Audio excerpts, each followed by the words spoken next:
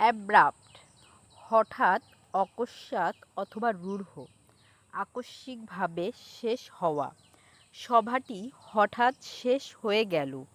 The meeting came to an abrupt end. আবহাওয়ায় আকস্মিক পরিবর্তন হলো। There was an abrupt change in the weather. সে আমাকে রূঢ়ভাবে উত্তর দিল।